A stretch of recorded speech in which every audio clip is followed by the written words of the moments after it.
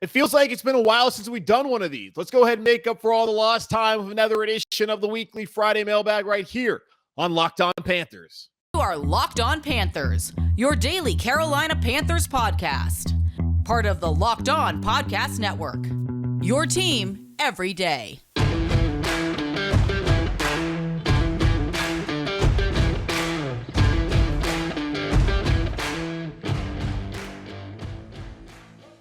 Welcome into another edition of the Locked On Panthers podcast, a part of the Locked On Podcast Network. I'm your host, as always, Julian Council, talking Carolina Panthers with you every Monday through Friday, your team every day. That's what we do here on the Locked On Podcast Network. Make sure to watch every episode and subscribe to every episode over on YouTube. And be sure to check out the podcast on Apple Podcasts, Spotify, Stitcher, Odyssey, and all the other places where you cast. Just make sure to rate, review, and subscribe so you never miss a single episode of Locked On Panthers. And be sure to follow me on Twitter at Julian Council, because every single Friday, like today, I sit there and answer your weekly Friday mailbag questions, and cannot wait to get into this edition, as there's been plenty of questions asked for the last couple weeks. Haven't had a mailbag since July 1st, 14 days, and now we have another one to participate in the future ones. Make sure to at me at Julian Council or DM me at Julian Council over on Twitter, and I'll answer your questions. Before I get to that, though, quick thing.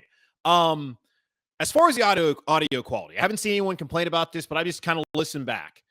Restream is the streaming service I have to use to record the podcast for YouTube, because I'm forced down to do this on YouTube. Our quality sometimes suffers. I'm literally looking at it right now, and it has a 10 out of 10 connection.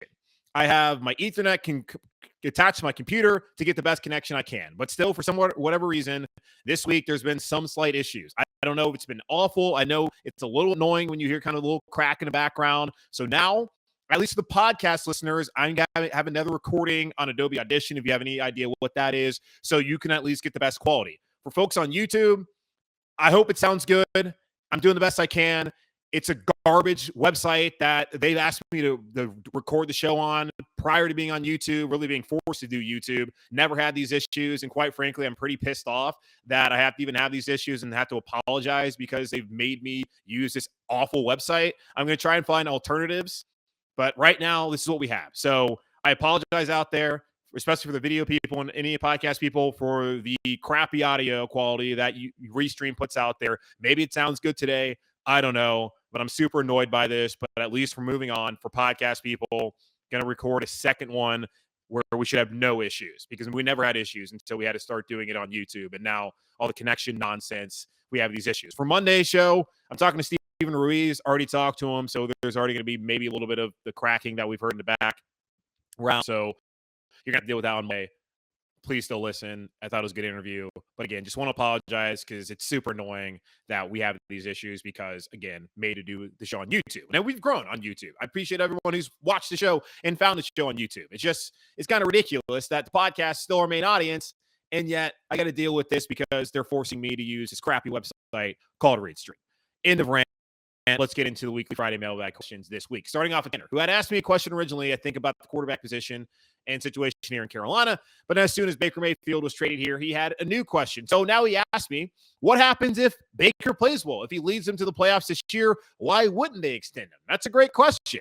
If Baker plays to the level that I think he can play at and the way he played at the end of the 2020 season, it'd be really hard for the Panthers not to want to give Baker Mayfield an extension. But if you go back to Cleveland at that point in time, they did offer him the fifth-year option. They picked it up, but they still did not have contract talks, as far as they didn't go very far extending Baker, because they looked at him as, okay, he can get us to the playoffs. He can even win a playoff game. But is this really someone we want to attach our franchise to? And for Carolina, it might be the same conversation. Like, okay, he got us further. We've made progress. Might save Matt Rhule's job. There could still be questions of whether Baker is the guy who can hoist the Lombardi trophy here, and if Matt Rhule is the coach that can get it done here in Charlotte as well. So I can see why they might not want to do it, because it's going to cost more money, and they like having the idea of having a cost-controlled rookie in Matt Corral. Maybe they look at the 2023 class and they see that, all right, we have a better offensive line. We got good weapons around. The defense is good. We can bring in a rookie who has maybe more of an upside than Matt Corral and even Baker Mayfield. And we can roll with him and be ready to compete year one with that rookie, kind of like what New England did last season with Matt Jones. So that's why they might do that. But we'll see. Baker has to do it first before we even have the conversations, and it will put them in an interesting spot in 2023. Now, Eric, who asked, what do you think the Panthers' acquisition of Baker Mayfield means for a potential trade for Gardner Minshew? I'm kidding, but someone out there is really thinking this. And I told Eric when he sent me this in, I hate him so much for asking me this question. But yeah, the Gardner Minshew thing, it never made a lot of sense at all, or any sense to me. I get that he had like one good season in Jacksonville, but he's like the third string quarterback in Philadelphia. Why would you give up compensation for Gardner Minshew? So it's dead if there's anyone out there thinking, hey, let's still go out there and trade for Gardner Minshew. You have 3 quarterbacks on the roster. Well, 4 if you count PJ Walker, but you're going to have 3 on the roster this upcoming season. And I don't really get why you would add Gardner at this point in time. Cole, he says, how does the Baker trade affect Matt Corral's timeline? And he said, P.S. last week, my phone autocorrected to Cole, to Coke, not Cole. Yeah, because last time we did this, I was like, why is this guy's name Coke? Yeah, Matt Corral's timeline. And I said this on Thursday's show when kind of looking at the other aspect of him sitting out. He's going to miss a lot of reps this year, being the third string quarterback. How much is he going to play in the preseason?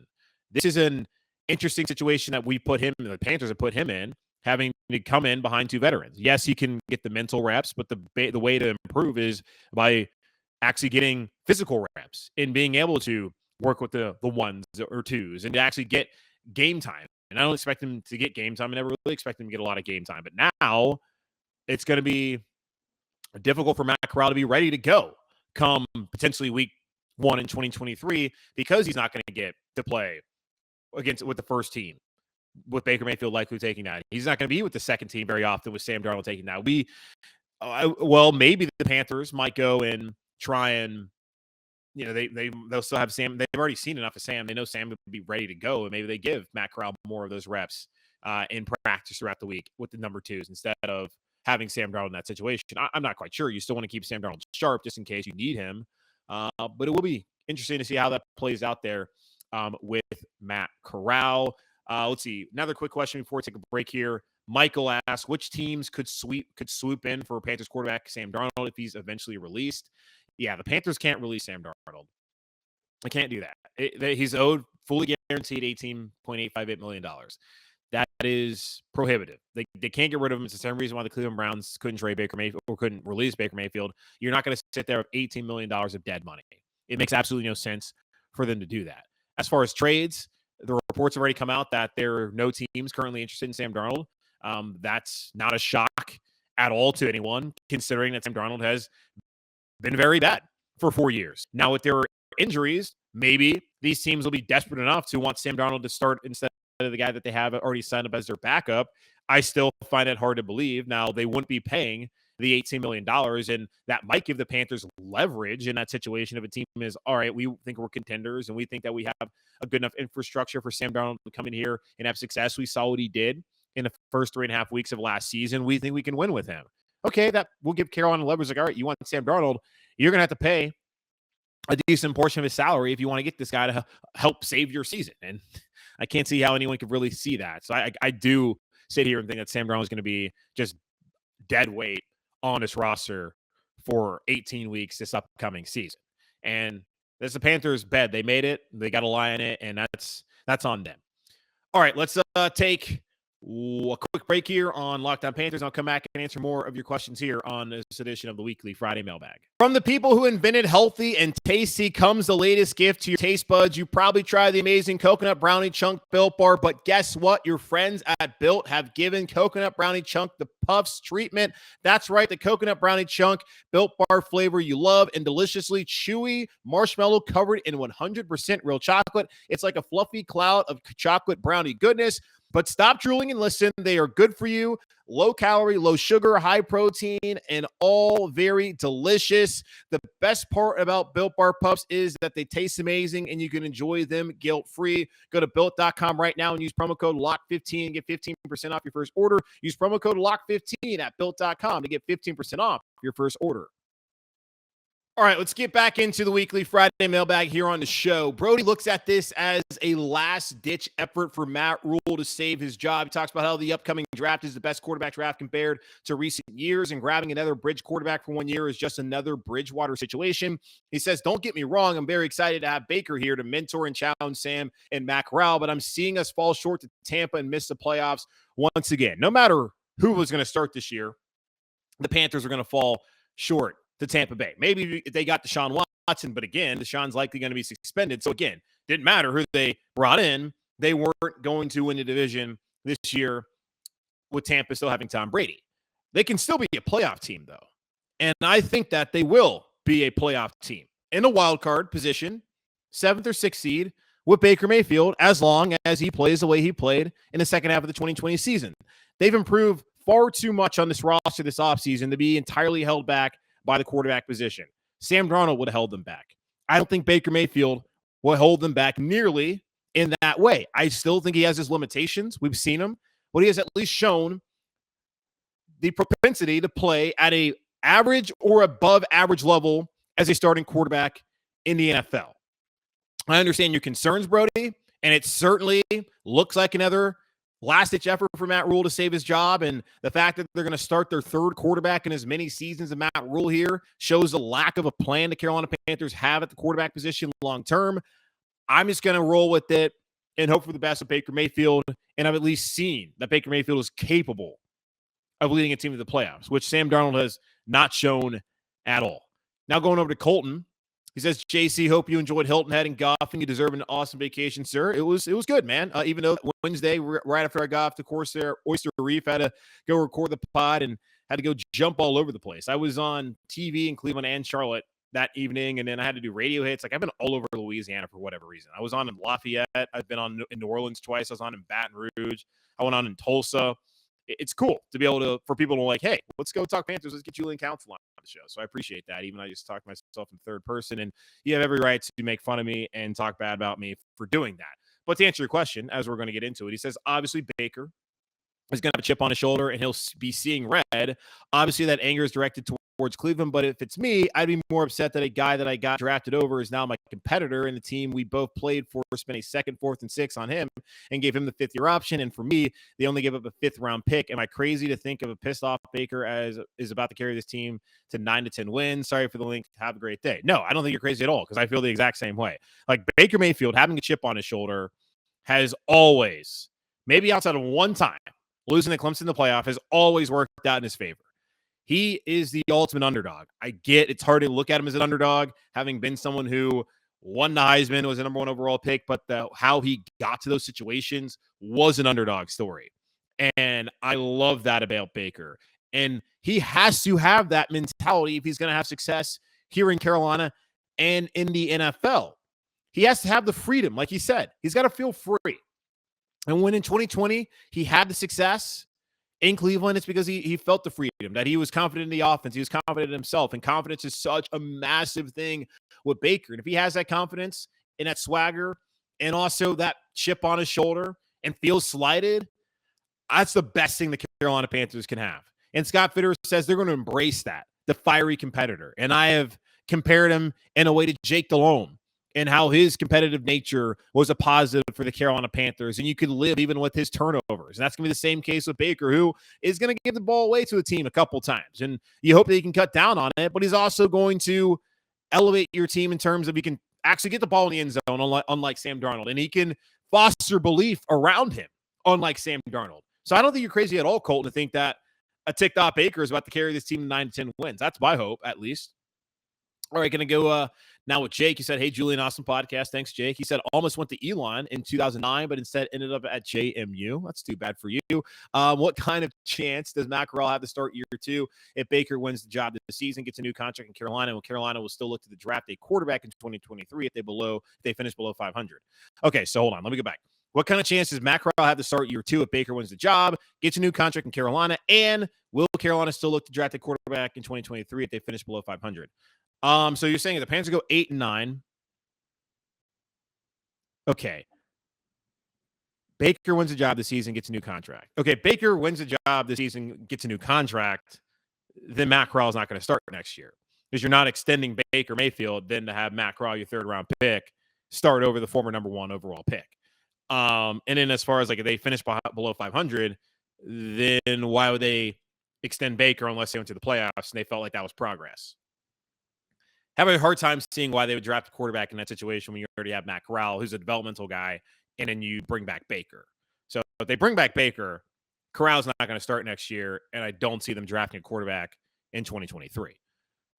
That's just me. Now moving on to Rod, who asks, is this a do-or-die season for both Sam and Baker? Winner of the quarterback battle could become the Panthers franchise quarterback for the next 5+ years. Loser could become a Blaine Gabbert-esque career backup, if not out of the league. Either way, Camp Confidential will be must-see content. It would have been better had it been Hard Knocks. Now, the Panthers do have a history of sponsoring their drama, like with Cam Newton and whether they wanted to keep him around back during the 2020 offseason. That was sponsored by Honeywell. I'm sure Honeywell can sign up again to sponsor the camp battle between Sam Darnold and Baker Mayfield this upcoming season. I don't think they're going to lean into it as much as HBO would have had they actually signed up to do Hard Knocks here for the Carolina Panthers. But yeah, it's do or die. Sam Darnold, for whatever reason, he's got a reputation that's going to keep him in this league for probably the next 10 years. He can't play. It's as simple as that. He's not a starting quarterback. Now, he's proven in short bursts or whatever, he can actually come out here, he can help your team win enough games to kind of stay afloat. But he is not going to be someone over the course of a 17-game season that is going to get you anywhere other than in the top 10 in the draft. So he's not a franchise quarterback, but he has a calm demeanor, and he's going to be an easy guy to get along with, and he's been a really good teammate this offseason. He'll stick around. Baker Mayfield, don't see that being the case for him. Baker already was not valued this offseason because of his attitude and his nature and how he is. And if he flames out this year, I don't see him getting another chance in the NFL. It's in a way, it's like Cam Newton. Now, Cam's had the injuries, but Cam, the personality, people are just afraid of that personality. And Baker Mayfield, already 4 years in his career, teams already put off by his personality, at least a perception from the outside. And Baker came out there and said this week that they don't really know me. They don't sit there and they're not in the meetings. They don't know my interactions day to day with my guys and my teammates and my coaches, but that's still perception around Baker. And I have a hard time believing that if things don't work out for him this upcoming season, that he'll get another opportunity in the NFL to be a starting quarterback. Let's take a quick pause here. I'll come back and answer more of your questions on this edition of the Weekly Friday Mailbag on Locked On Panthers. BetOnline.net is your number one source for all your betting needs and sports info. Find all the latest sports developments, league reviews, and news, including this season of Major League Baseball. BetOnline is your continued source for all your sports wagering information, including live betting, esports, and scores. And BetOnline.net remains the best spot for your sports scores, podcasts, and news this season. BetOnline.net is the fastest and the easiest way to check in on all your favorite sports and events, including MMA, boxing, and golf. Head to the website today or use your mobile device to learn more about the trends and action. BetOnline, where the game starts. All right, got a couple more here. Gonna try and go a little rapid fire so I can answer everyone's question. Don't want to not answer questions after not getting to them last week as I was on vacation. We're doing our breakdowns. Let's go to Kurt, who asks, you've thrown out the possibility of Brady starting at left tackle over Icky due to not throwing Icky in the fire against Miles or Cam Jordan. Brady has started less than 5 games at left tackle in the NFL and never went up against a Miles-type player either. So how is he a better option at this point in his career than Icky? Doesn't it just make sense to start Icky and Brady together and let them gel, and we'll deal with the growing pains if Brady were to get destroyed by Miles/Cam? That doesn't do anything for his confidence or long-term prognosis. So feel like might as well just throw them both in the fire and try to protect and try not to protect one despite the other. Yeah, okay, well, here's the thing. The coaching staff thinks that Icky needs to lose a little bit of weight, and they just feel like right now the best thing for them, and they don't know. We have a week and a half until they get down to Spartanburg. But from what Matt Rhule said, and you guys can feel however you want to feel about Matt Rhule and whether he can evaluate offensive linemen or not, but from what he said, is that they think that at least there could be a possibility that they go with Brady Christensen to start off the season because Ike Ekwonu has to play at a certain level.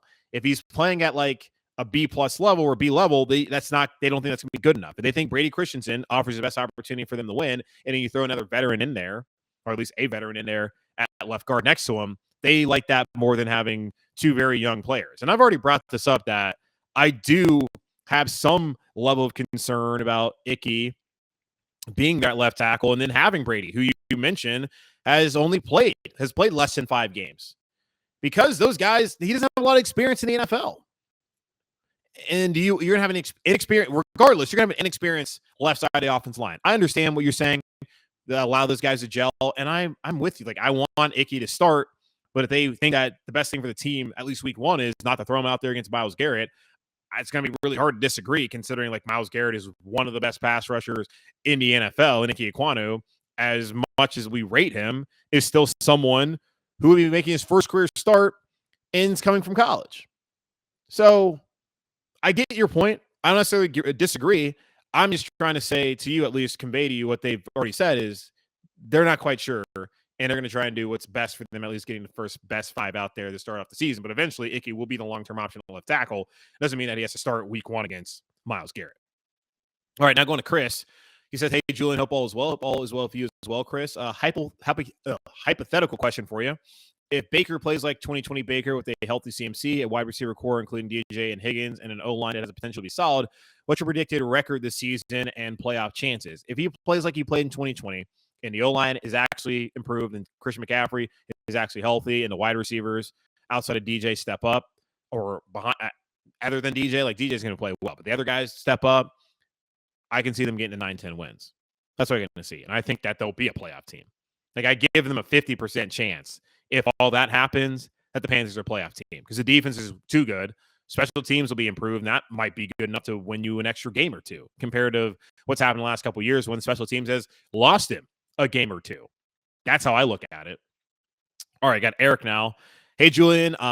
Eric, longtime listener. Thank you so much, Eric. Quick question. I don't know if you've answered this, but do you think Johnny Hekker will give up the number 6 jersey or be petty about it? And he will, as we know, he did give up the number 6. I think he actually bought it from PJ Walker, and then now he's been able to cash out with Baker Mayfield, or cash in with Baker Mayfield, because Baker is like, I guess that was a number that's become sentimental to him, because he's been able, he got stuck with, well, he got it when he got Texas Tech, and then when he got to Oklahoma, Bob Stoops just thought that was his number, and then he's kind of carried on with it because it's been part of his journey. So that your question was already answered. So yeah, Johnny Hekker did not be petty about it. He got his money, and good for Johnny. And Eric says he loves the show. So thank you so much, Eric, and you take care as well.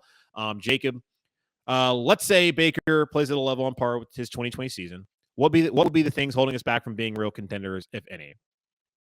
Well, we don't know if the run defense is going to be improved. And that also has to go with, is Ioannidis going to look like he used to look like in the past in Washington? Is Derek Brown going to actually step up? And what does Gross Matos deliver? Like, those are the last two, and Brown and Gross Matos. This is a year for them to finally be full-time starters, at least for Gross Matos' standpoint, and to show why they were valued in the first and second round, respectively, by this organization back in 2020. Linebacker as well. Damian Wilson, I guess he's going to play. The legal issues, have no idea what's going on with that. Him and Corey Littleton, are they going to be able to come in and do enough to help Shaq at middle linebacker or at the linebacker spots? Same thing with Frankie Louvu, who's going to step in as a starter this year. Are the linebackers going to be good enough? The linebacker play has not been great. It hasn't been like when we had Luke and TD the last couple of seasons. Tahir Whitehead was not nearly up to snuff.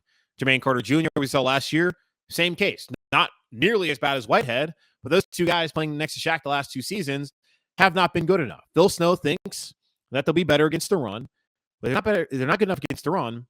That will be a problem. Also, J.C. Horn was really good in a small sample size last year, but we need to see more of him. He's barely played in the league, and he's going to be the number 1 corner. We know Dante's not a number 1, and Dante's had his struggles. He has not been healthy the last couple of seasons. If Dante, again, is injured, can Keith Taylor step up? Can Chris Westry, if he makes a team, can he be someone that they can rely on? There's still those questions as far as that corner, health-wise and just competitive-wise. Offensive line, still only a projection. And as I said to y'all, 13 out of 17 games, they had different starting offensive line combinations. You're not going to have success. If they have the same issue this year, while they have more talent, if Cam Irving and Pat Elflein and Michael Jordan or Dennis Daly, if those guys got to play multiple games as starters, especially together, the offensive line is going to stink again. So those are things that could go into holding them back as contenders. Now, it's injuries, as always, but also there's just still questions of whether what we saw or we expect from these guys is actually going to happen. Like Zane Gonzalez has not been a consistent kicker. He has one good year, bad year, good year, bad year, good year, bad year. Can he stop with the whole yo-yo stuff and be a consistent kicker?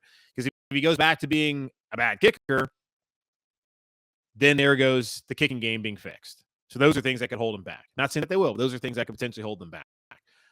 3 more. Mike, are you not worried that if Corral sits all year and Rhule has a bad season, gets fired, that the new staff will want to draft their guy in first, especially if Corral sits all year and there's no film on him, so all of his development talk could go out the window if a new staff comes in.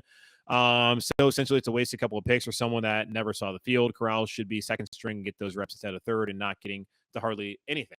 I don't disagree with you. You got to keep Sam Darnold, who's likely going to be the backup. You got to keep him as sharp as you can in case you do need him. But in that process, you need to develop Matt Corral. Now, your concern is a valid one, and I've already thought about this. Like, you bring in Matt Corral. The worst thing for these young quarterbacks is to have them constantly learning a new system. Like, we bring in Ben McAdoo. We talk about how this could help Matt Corral and could help Sam Darnold, and now Baker Mayfield. Is he going to even be here next year? Is Matt Rhule even going to be here? They've made a lot of great staff changes. Is this the same staff next year? So I've thought about that. And that's why I really haven't gotten that caught up in Matt Corral, because if they get a new staff, if I'm a head coach and I look at the situation, because they have a new staff, that means Baker didn't work out. Sam and Baker are gone. Am I really going to put my fortunes on a 3rd-round pick? And especially if next year is going to be a deeper quarterback draft? Definitely not. I'm not going to do that. Now, Scott Fitterer will be conducting these interviews, and David Tepper will have his own role, and maybe Scott Fitterer is only going to want to bring in somebody who wants to work with Matt Corral. But would you want to limit your options by only saying that, hey, you can only come here if you want to work with the 3rd-round pick?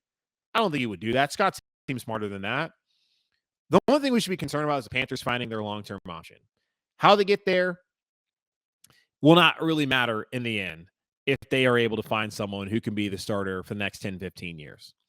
Giving up and wasting all these picks in the moment is annoying, and down the road could be annoying. But they're only late mid-round picks and not first and second rounders like at least with Sam Darnold. Then you can live with it. That's kind of how I see it. So I don't get too caught up in that. I have thought about that, and I will be on board. If they were getting a new head coach, I'm not looking at Matt Corral to be the starting quarterback. Go draft their own guy, even though Scott Fitterer will still be here. All right, 2 more. Alex. Darnold has shown he can be a decent quarterback when he's playing in shorts with no pass rush. Do you have faith that Matt Rhule and staff will will see past this facade? Could a decision be made based on preseason game performance? I think that's what's going to be made up when they have at least a decision between who's going to start week 1, Baker or Sam. It's going to come down to who really can operate the offense, who can lead the team, and how they play in the preseason and how they play in joint practices against New England. That's what's going to dictate. Matt Rhule already said, yeah, Sam has had some of his best practices. He looked really good. Looks different than what he looked like this time last year when he was talking about mandatory minicamp and OTAs. But he's got to prove it when the pads come on. So Matt Rhule's already seeing past the facade of Sam Darnold in shorts, in T-shirts. He needs to see what Sam Darnold looks like against the Patriots. He needs to see what Sam Darnold looks like against Buffalo and whoever else they play in the preseason before he's going to be like, yeah, that's our guy. As much as we question Matt Rhule, it's very obvious he understands, like, yeah, this is not it. This guy is going to get me fired, and really he's going to get himself fired. But David Tepper has a large role to do with that, with them landing Sam Darnold. So I think he'll see past it. Final question coming from Cedric. He said, what's up, JC? What's going on, Cedric? I'm going to start by saying I'm excited to have Shake and Bake. What do you think about what do you think will be Mayfield's numbers, like yards, touchdowns, interceptions? And I have to ask because I asked you about the running backs. Now I'm going to with you. What do you think will be okay? God, I got to read these. Okay. What do you think about the best? Okay. I have no idea what you're asking about linebackers. I don't know. I'm sorry. I'm trying to read this. Like I was like, he asked about the running backs. And he's trying to, what do you think? What I think about the line, who the best linebackers are in Panthers history? Oh, okay. Now I get it. Sorry. He said, of course, Luke is number 1. Yeah, Luke, John Beeson, Thomas Davis, Dan Morgan. We'll just go with those as a top 4. As far as Mayfield's passing yards, he's always thrown like over 3,000 yards. He's always thrown he's probably going to throw for over 3,500 yards. I think he can get to 30 touchdowns. I still think he'll have like 12, 13 interceptions. That's what I'll project for Baker Mayfield this upcoming season. Okay. Thanks again, guys, for checking in the show. Again, audio level or quality, hope it's better now with the podcast. And I hope it's been the same with the video. I don't know why this Restream website is such garbage, but it is. And I've asked and inquired about other situations or other platforms so that we can avoid this in the future. But hang in there. Appreciate everyone checking out the show. That's going to wrap up this edition of Locked On Panthers. Again, make sure to watch the show and subscribe to the show over on YouTube. Check us out over on our podcasting platforms, Apple Podcasts, Spotify, and all the other ones out there. Rate, review, and subscribe. And be sure to follow me on Twitter at Julian Council, where every single Friday I answer your weekly Friday mailbag questions, either at me at Julian Council or DM me at Julian Council. Participate in next week's show. Enjoy your weekend. On Monday, I'm going to talk to Steven Ruiz from the Ringer to get his perspective as a Panther fan who covers the NFL nationally on the move for Baker Mayfield and what he thinks this team will be able to do in 2022. So check that out. But until then, stay safe, be whole, be happy. And as always, keep pounding, and I'll talk to y'all on Monday.